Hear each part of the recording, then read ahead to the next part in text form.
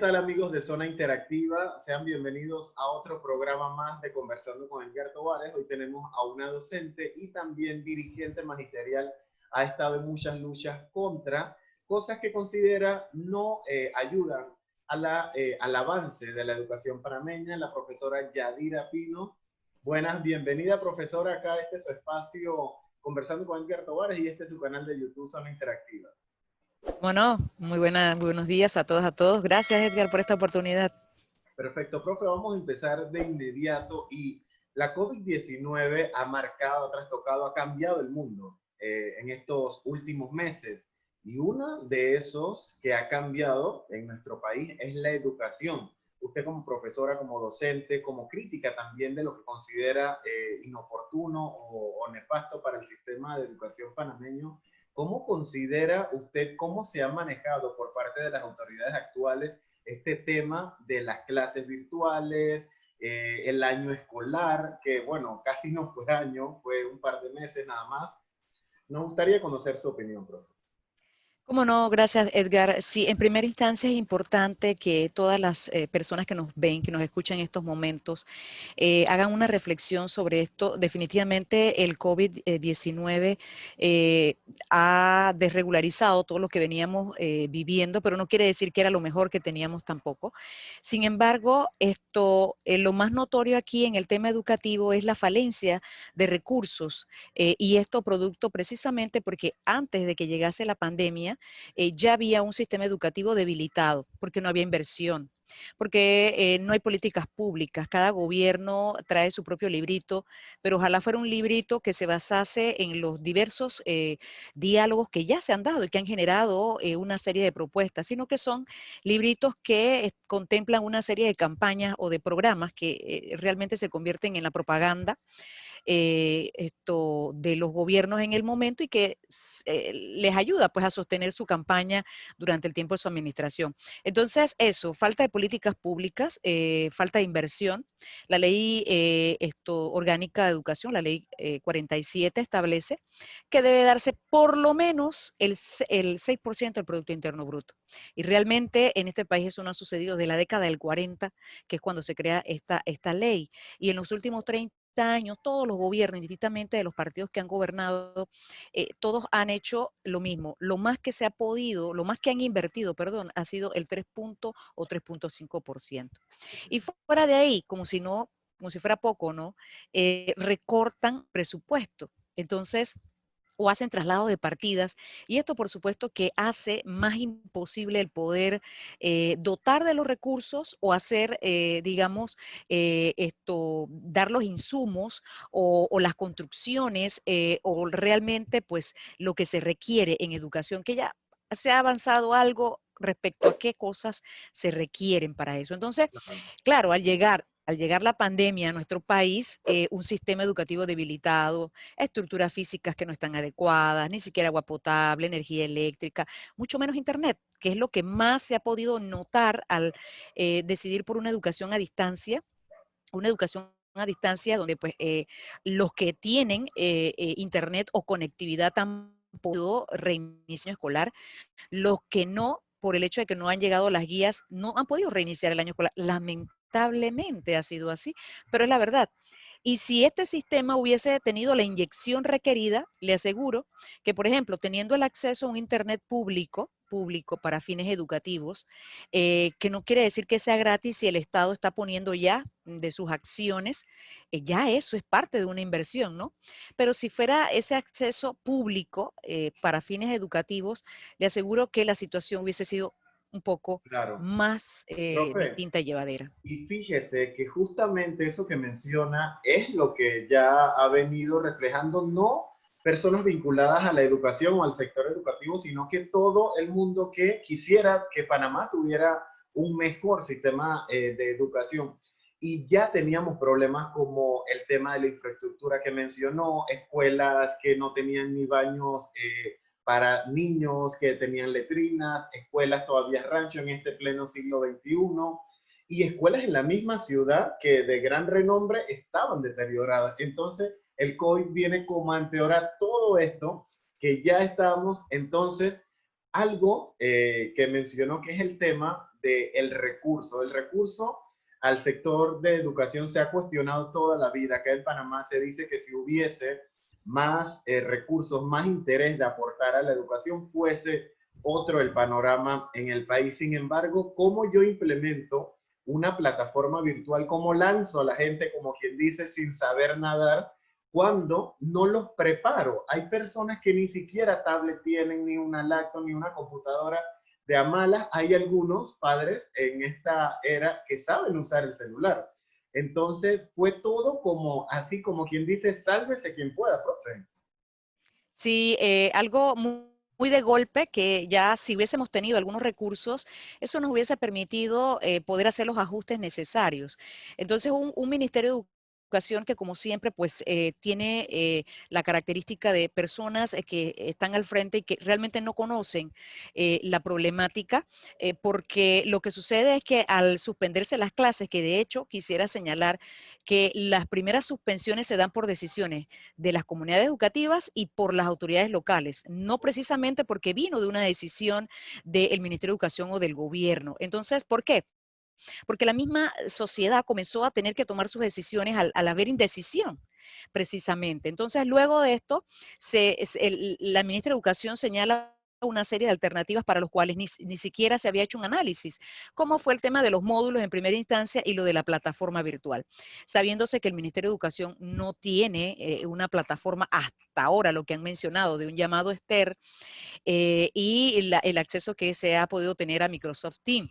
Pero hasta ese momento, marzo, y esos primeros 5 meses, no había nada respecto a desarrollado, ni siquiera normativas, protocolos, metodologías para uso de módulos o plataformas. Y máxime lo que pudimos ver en el sector particular, un sector que se supone pues quizás debería haber estado en mejores condiciones que el sector público oficial, no lo estaba. Y precisamente porque el Ministerio de Educación no ha desarrollado protocolos en esa vía, ¿sí? No ha desarrollado políticas públicas en esa vía, entonces tampoco le exigía a este sector. Entonces se desnuda esa carencia en esta vía y frente a esto, la falta de preparación a los docentes. Hubo sí una capacitación en eso a partir del mes de mayo, por allí más o menos, pero ninguno fue para preparar a los docentes como el manejo de las plataformas, de las mismas clases virtuales en sí, ni mucho menos a los padres y madres de familia que hoy día tienen la mayor responsabilidad porque tienen a los niños y las niñas y adolescentes en sus casas y que han tenido que aprender, como bien lo decía usted, sin tener la mínima preparación, el manejo de dispositivos, ya sean celulares o computadoras portátiles, que les permite de alguna manera accesar, ¿no? A tener acceso a la educación en estos momentos de educación a distancia. Pero precisamente esa improvisación que se nota, si se hubiese preparado al sector docente y a los padres de familia, por supuesto que la comprensión, el lenguaje, la comunicación sería mucho mejor y no hubiese tanta recarga tampoco las autoridades administrativas, llámense directores, supervisores, tampoco tendrían esa exigencia tan a pie de la letra en un momento en que realmente no hay descanso. Hay una recarga laboral también para el docente, no hay, aunque se pongan horarios, los padres si están trabajando, si tienen que cumplir con sus otras tareas, cuando se desocupan, es que tratan de ver cómo pueden hacer para contactarse con el docente, la docente. Entonces, hay toda una desregulación de horarios, de formas de vida que teníamos antes del COVID-19 y que esto, por supuesto, no afecta solo el aspecto educativo, sino la misma convivencia humana. Entonces, eso vino a un poco, pues, digamos, a hacer más difícil que esta educación a distancia que se decide, al no dotar de los recursos, el Estado, el Ministerio de Educación, y al no preparar a la población, entonces se ha recargado esta responsabilidad en Claro. manos de la comunidad educativa. Y fíjese que es irónico, pero por un lado se desembolsaban millones para ventiladores, que sabemos que era un tema importante. Se construyó a la carrera un hospital en Albrook para el tema de la COVID, que al final no se usó, no tuvo el uso que se esperaba, pero en cambio no se les pudo dotar por lo menos a las comunidades más apartadas de, aunque sea una computadora simple, sencilla, que pudo haber sido también, porque las personas se preguntaban por qué el gobierno en esta situación no dotó al país.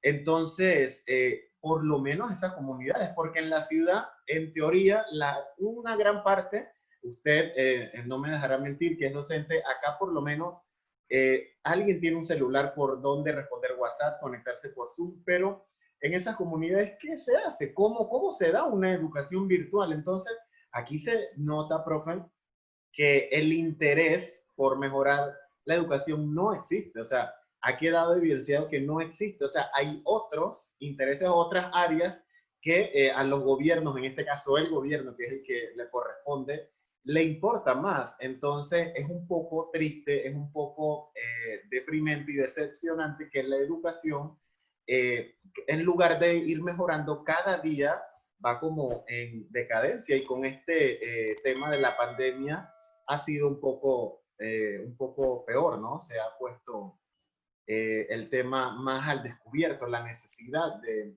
políticas modernas y de calidad. Es correcto, la pandemia ha venido a evidenciar esa falta de políticas públicas, no solo en el sector educativo, sino también en los sectores sociales, en la parte de salud, ¿sí? En la parte de la alimentación, porque una población que al no tener pues, acceso a un trabajo o a un ingreso familiar, pues por supuesto que al tomarse las medidas de restricciones de movilización y de relaciones sociales y demás, por supuesto que vino a afectar a la población que tenía muchas más, digamos, limitaciones desde antes de la pandemia. Y sí, efectivamente hemos visto danzar millones, préstamos que están endeudando a los niños y niñas de este país, no solamente a nosotros, como adultos en estos momentos, sino a toda esa generación que viene tras nosotros que va a tener que pagar esos millones de deuda externa y que realmente no se está invirtiendo en lo que se necesita. Efectivamente, un hospital y una serie de negociados para supuestamente pues suplir de recursos para hacerle frente a la pandemia reflejaron precisamente ese interés de acumular aprovechándose de esta situación. Entonces una población desprotegida, sin alimento, sin trabajo y con viviendas que no tienen las mejores condiciones, por supuesto que esos niños, esas niñas no tienen el espacio suficiente para poder lo que tengan como educación a distancia en estos momentos, poder hacerlo en un ambiente, digamos, cómodo, que le permita concentración. Y aparte, si no tienen alimentos, un niño no nutrido, una niña no nutrida, definitivamente que no puede rendir. Por más sencillo, más simple que se le haga la tarea, esto es imposible. Un padre, una madre que no tiene cómo llevar el ingreso a la familia, tampoco puede tener la suficiente concentración para el apoyo de su hijo, sin embargo, lo hace el esfuerzo. Entonces, la pandemia vino a reflejar que gobierno tras gobierno hay pues estos intereses involucrados tras adquirir el poder y no realmente invertir en los sectores sociales, lo que es el tema del transporte, lo que es el tema de alimentación, vivienda y trabajos dignos, así como salud y educación. Entonces, por supuesto que esto ha venido a recrudecer las afectaciones porque el COVID ha afectado en la medida en que se masifica el contagio. Sin embargo, no tener instalaciones sanitarias adecuadas, ni medicamentos, ni demás, por supuesto que hace mucho más difícil esta situación de poder atender la pandemia. Entonces, todo eso unido, por supuesto que hay una afectación social muy fuerte hacia la población. Así mismo es. Un año de gobierno, profesora Pino, un año donde este gobierno le ha tocado, pues, lamentablemente enfrentar al que le tocara de todos los candidatos que participaron en la contienda electoral, les iba a tocar, nadie sabía. Justamente al señor Cortizo, que fue quien gana las elecciones el 2019, le toca esto, un año, profesora, de todo este caos mundial que Panamá obviamente no se escapa.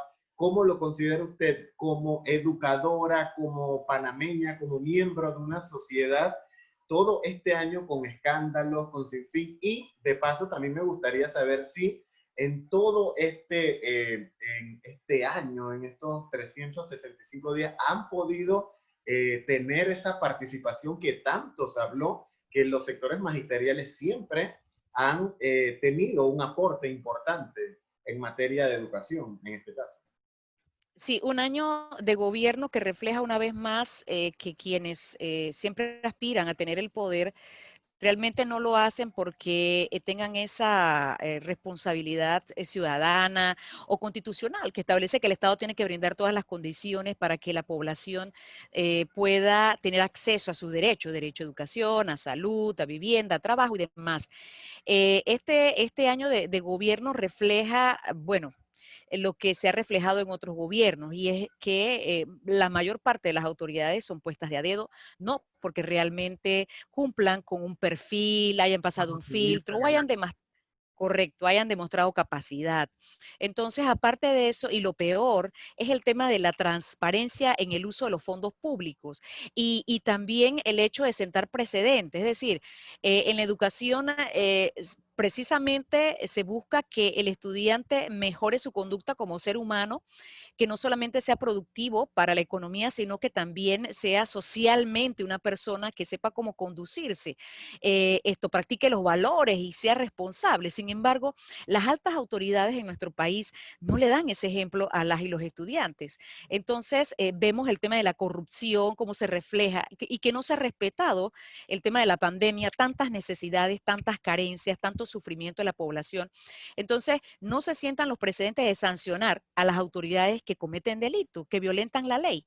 Entonces, esto prácticamente ha sido como si no hubiese pandemia. Hay un comportamiento que ya es práctico, es acostumbrado por los distintos gobiernos, de que, bueno, tienen el poder, hacen sus actos públicamente, una vez son desnudados o son reflejados, evidenciados sus delitos, esto, bueno, sí, lo aceptan, incluso tienen el descaro, pues, de que sí lo aceptan, sin embargo, no hay una sanción ni un castigo. Entonces, esto no ha sido la diferencia en este año de gobierno, muchas promesas incumplidas, el no respeto a la participación ciudadana, el no permitir que la democracia realmente se desarrolle. Sí, ha habido espacios que se han creado supuestamente para permitir esa participación ciudadana, pero al final realmente no se escucha lo que el pueblo planteó, no se respetan esas propuestas y definitivamente tenemos un pueblo que está decepcionado, que siempre ha tenido esas aspiraciones de que quien gobierne mejore, aunque hayan sido gobiernos que hayan repetido en otro momento. Sin embargo, hay esas esperanzas del pueblo de que cada nuevo gobierno mejore las cosas. No ha sucedido, hay un gobierno frustrado, hay una gran frustración en el pueblo, precisamente porque se da la imagen de que se va a sancionar a alguien, se hacen especies de regaños públicos, sin embargo, al No pasa final no nada. ocurre nada. Entonces es eso, violento la ley porque soy autoridad, no me pasa nada, pero el pueblo que comete una falta por necesidad es arrestado, es conducido sin protocolo, tiene que pagar altas multas cuando no tiene que comer. Entonces, de eso se trata un poco el tema de respeto a la democracia. No ha existido eso, no ha existido transparencia en el uso y manejo de los fondos públicos y por supuesto que seguimos con esa carencia de políticas públicas que nos ayuden a ir corrigiendo esas falencias que tenemos o a ir supliendo esos recursos que no nos están dando los distintos gobiernos. Claro, y Y con, justamente, ajá, ajá, sí, la escucho. sí, me decías sobre el tema de los espacios. Ajá, Se ha exacto. dado espacio, sin embargo, fíjese que durante los primeros 3 meses de suspensión de clases, prácticamente esas reuniones que dieron entre la ministra de Educación y dirigentes gremiales fue casi improductivo porque no se generó nada.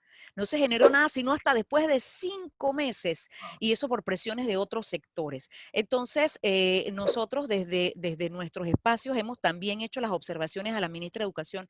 Sin embargo, ha hecho caso omiso a esto y bueno, se ha reunido con quien se siente cómoda o con quien siente que puede seguir haciendo, pero hay una gran, digamos, desconocimiento en este manejo o de las propuestas que se están presentando y sobre todo Edgar, el tema del manejo de los abusos a los menores de edad y el tema de las familias, que fue lo último que sucedió. O sea, una prácticamente, digamos, una discriminación por parte de la ministra de Educación. Entonces, un mal manejo en temas que son sociales, en temas que requieren que el Estado empiece a generar políticas públicas y que la ministra de Educación le diese ese espacio, ese respeto a esta población que está siendo discriminada, que está siendo explotada, violentada. Entonces, eso no ha sucedido. Son espacios que estamos reclamando, así como las áreas de difícil condición laboral, una mesa interministerial que no se ha querido reactivar por parte de la ministra de Educación en el área comarcal y que reflejaría que las propuestas que se presentan allí pudiesen ayudar a las otras áreas comarcales o no comarcales de difícil condición laboral para esto ir viendo, no solo durante la pandemia, sino en la medida en que vayamos recuperando la situación de regularidad en las actividades. Claro, y es muy preocupante porque solo en primer año y hemos visto todo esto, entonces nos pone a reflexionar, nos pone a pensar qué nos espera en estos 4 años que todavía hacen falta, ¿no? Entonces es un poco como decepcionante es la palabra que hay que usar como parameño porque en efecto todos tenían, el que votó y el que no votó tenía la esperanza que el gobierno, quien sea que estuviera o que ganara, iba a poder mejorar ciertas cosas que todos quisiéramos que mejoraran.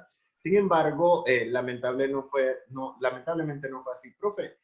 Paralelo a esto se da un sinfín de situaciones, el tema de las justicias, expresidentes, hijos de expresidentes, funcionarios, pasándose las normas por todos lados, menos por donde es. Lamentablemente hemos visto todos estos meses una burla, todo un show con estos funcionarios haciendo fiesta, el otro, recientemente un expresidente saliendo de un bar cuando se supone que los bares y restaurantes estaban cerrados. Entonces, todo esto como sociedad también viene a contribuir, pero para mal, ¿no? Porque obviamente todo el mundo dice, si yo he seguido mi cuarentena, he guardado todas las normas, o sea, ¿por qué? Por el poder, porque es también como un mensaje que nos dan, como tengo el poder, como tengo la autoridad y tengo el cargo, hago lo que me da la gana, profe. Es correcto el planteamiento y es el sentir de la población, porque efectivamente sí, la población, aun cuando se haya visto afectado por las restricciones que se han planteado y las normas que se han establecido, decretos, realmente ve que las autoridades abusan de esa misma ley, violentan esa ley que ellos mismos han promulgado. Y sí, el tema de la justicia en nuestro país es una de las grandes deudas que existen, ¿no? Hay una total indefensión. El pueblo, las instancias que existen para investigar con el Ministerio Público y la Corte Suprema de Justicia, que es para ya dictar los fallos en tema de sanciones y demás, no están cumpliendo esa función constitucional. Y hay un pueblo allí indefenso, un pueblo que espera del Estado algo y en realidad lo que tiene de vuelta es represión y más represión. Entonces, encima de eso, el tema de la burla de la corrupción, o sea, cómo estas altas autoridades violentan la ley, están en medio de escándalos y bueno, siguen apareciendo como si nada ocurriera, como si eso pues es algo del diario vivir. Y entonces intentan exigir en el tema educativo o en cualquier otro aspecto a la población, intentan que la población, bueno, llamarle a la población de un modo, porque hubo muchos regaños y ha habido muchas epítetos hacia el pueblo, muchas acusaciones hacia el pueblo, pero es un pueblo que está allí, que al no tener respuesta ante sus necesidades, tiene que ver qué es lo que va a hacer, tiene que ver cómo resuelve su diario vivir. Entonces, esto realmente no lo hace porque quiera exponerse a un virus o quiera estar enfermo o enferma, sino porque el Estado no está cumpliendo a través del gobierno, que es quien administra la cosa pública, los fondos del Estado. Entonces, sí, una serie de personajes ex funcionarios públicos, altas figuras de que tuvieron en otro momento en gobierno y que no han dado la mejor imagen. Entonces, ¿qué nos está revelando esto, Edgar? Nos está revelando que el régimen político está en decadencia. está en decadencia y entonces cuando esto sucede, es importante que la población reflexione, porque la salida a esto realmente no son ni siquiera las reformas constitucionales porque no nacen del pueblo, sino una constituyente a la cual se le tiene un gran temor. Los partidos políticos en este país le tienen un gran temor a la Todos constituyente. la prometen, profe.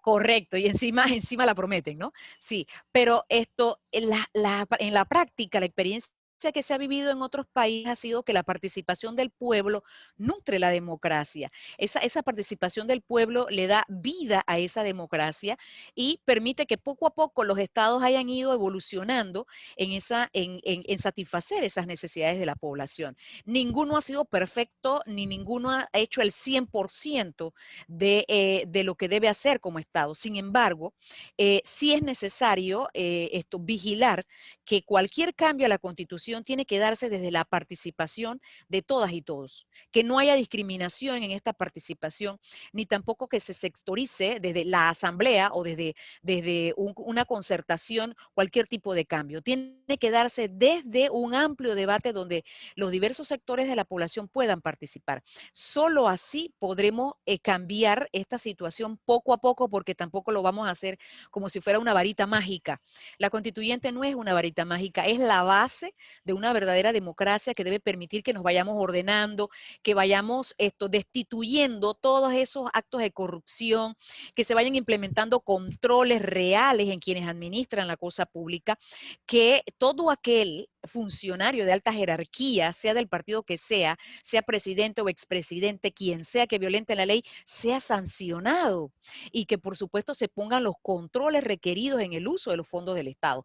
Solo si eso se da, además de la aplicación de políticas públicas, por supuesto que vamos a comenzar a ver un ambiente distinto, una población quizás con digamos, una mayor disposición de cambiar también en su actitud, de poner hacia esta democracia.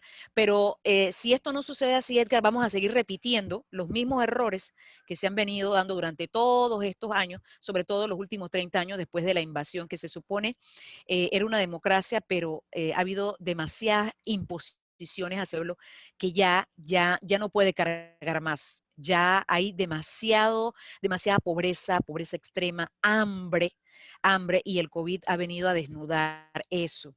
Y, por supuesto, el tema de la calidad de la educación, que se ha ido en detrimento precisamente porque no se invierte y no se aplican políticas públicas. Entonces, eso, ¿qué nos va a traer como consecuencia? Primero, un estudiante con un conocimiento fragmentado, un aprendizaje fragmentado. Y eso nos va a costar más adelante, ¿no? Y la deserción escolar, que va a ser muy difícil evitarla y va a ser muy difícil también recuperar a esa población que deserta, que ya ha desertado. Eso es muy difícil, pero son los costos de la administración tras administración y que requieren que nosotros como pueblo hagamos las exigencias necesarias a través de una constituyente. Es lo que debemos hacer para poder lograr los cambios justos para una verdadera democracia, una vida más digna para la población. Claro. Justamente, profe, antes de finalizar, hacia allá iba dirigida mi última pregunta. Como panameño, como profesional, como miembro de una sociedad civil en este país, creo en la educación, como mucha gente, creo 100% en la educación.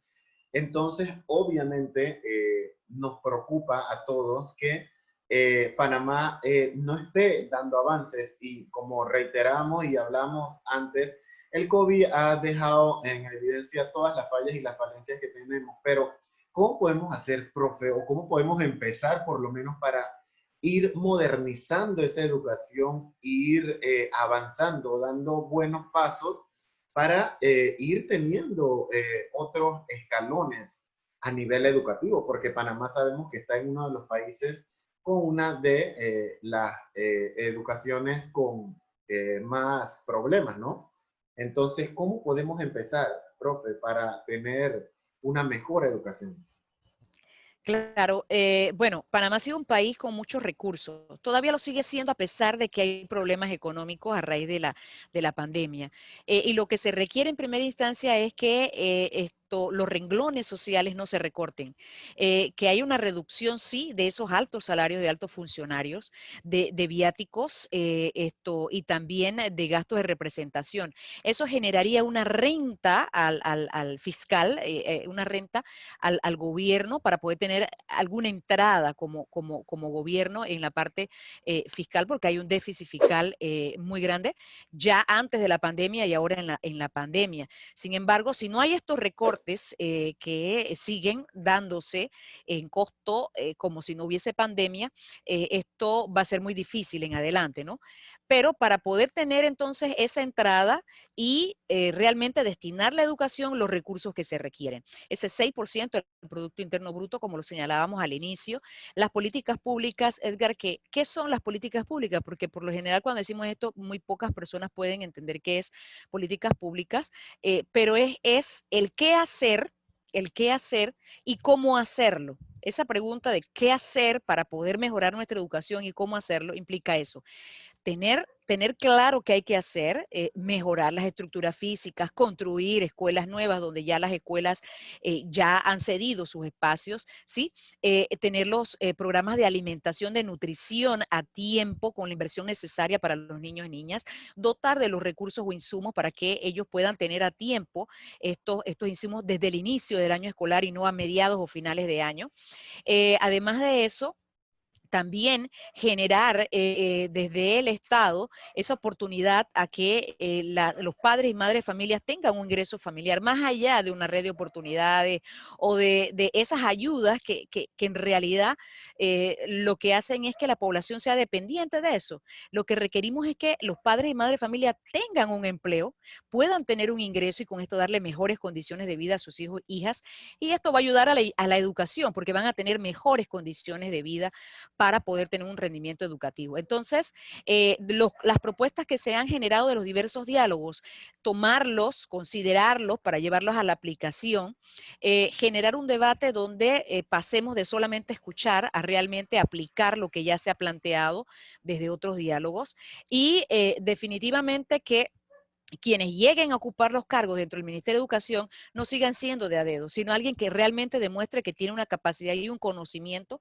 del aspecto educativo para poder hacer las reformas o las modificaciones que se requieran.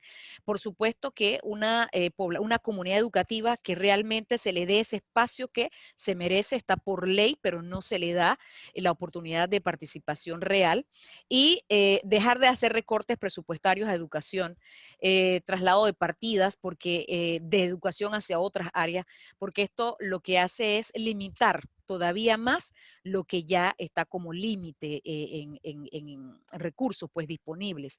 Así que serían algunos de los elementos que pudiéramos mencionar. Reitero, políticas públicas, inversión, no más recortes y por supuesto que desde el Estado, si se generan políticas públicas hacia el tema transporte, hacia el tema de vivienda, hacia el tema de salud, hacia los demás ámbitos del acontecer diario de la vida del ciudadano, de la ciudadana, esto va a generar mejores condiciones y eso va a ayudar a influenciar de manera correcta en la educación. Y sobre todo, Edgar, ver la parte y población que nos escucha, esa parte de una población que sufre violencia intrafamiliar, una población de menores que está siendo abusada antes de la pandemia, ahora en la pandemia, esa violencia de género que no está siendo atendida, ¿sí? Y que se ha triplicado ahora en la pandemia. Y bueno, toda una serie de flagelos sociales que están afectando a nuestra población y que si no son atendidos, seguiremos perdiendo juventud y niñez allí. No llegará la luz a esta población. Entonces, se requiere realmente políticas públicas que puedan atender estos diversos ámbitos para hacer más justa la existencia de nuestra sociedad, que, bueno, demora muchos años y que todo eso va a influenciar. No podemos seguir viendo la educación como solo la escuela. Todo lo que hay alrededor de la escuela influye negativa o positivamente. Y si no hay esas condiciones alrededor de la escuela, definitivamente que no podremos brindarle una mejor educación a nuestros niños y niñas.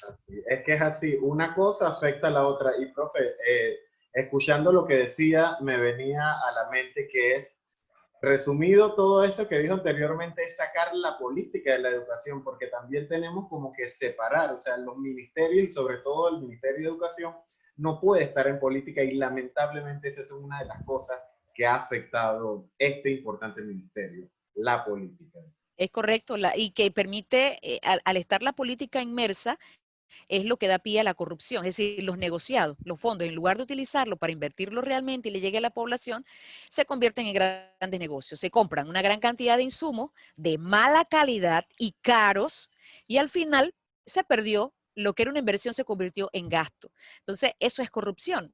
El no solamente manejar mal los fondos del Estado o para usufructuar en el caso de los altos funcionarios, sino también el hecho de omitir funciones, ignorar, respetar acuerdos, eso también es corrupción. Y por supuesto, violentar la ley que las propias autoridades crean. Todo eso es corrupción. El gran flagelo, la corrupción a través de la política partidista le ha hecho un gran daño al Estado. Y por eso reitero que es necesaria una constituyente y solo desde allí, destituyendo todo eso negativo y sobre todo erradicando la corrupción, podremos ir creando los pasos de un camino un poco más justo para una sociedad Se que apuesta por pueda la tener. originaria, por una nueva, o sea, una constitución nueva o paralela. Una constituyente, es decir, una nueva constitución que sea generada desde la participación del pueblo. Ya los espacios que han funcionado durante todo este tiempo, como el Ejecutivo, como la Asamblea, como el órgano de justicia, todos ellos han demostrado el no respeto a la ley. ¿Sí? Y han venido corrupción tras corrupción, escándalo tras escándalo, y no hay precedente, no hay sanciones, excepto si es un contrario político, ¿no? De quien gobierna, pero o alguien que sea del pueblo, dirigente magisterial, como el caso nuestro, que nos han perseguido, ¿verdad? Sí, entonces, en esa vía, ¿no? Pero esto, definitivamente, lo necesario aquí es una constituyente donde esos otros poderes que ya han tenido la oportunidad de administrar, de decidir, de gestionar, no lo han hecho. Y esto no sería para un golpe de Estado como algunos funcionarios lo han establecido. No se trata de eso. Una constituyente debe ser, digamos, una gran convivencia social donde los diversos sectores puedan plantear propuestas para mejorar y establecer las pautas de ahora en adelante que el Estado debe cumplir. Y entonces todos los órganos del Estado deben estar obligados a cumplir con eso. Si eso sucede, de verdad vamos a poder construir una verdadera democracia. Pero una paralela es continuar, es lo mismo. Realmente no va a Es satisfacer adornar, sino los a intereses. maquillar. Correcto, correcto. Será eso, una simulación de democracia, pero seguirán emparchando, seguirán manipulando y esto generando pues algunos cambios que realmente les satisfacen es a ellos o que realmente pues son para su propio beneficio y no para el pueblo panameño. Profesora Yadira Pino, le agradezco por su participación, por este aporte.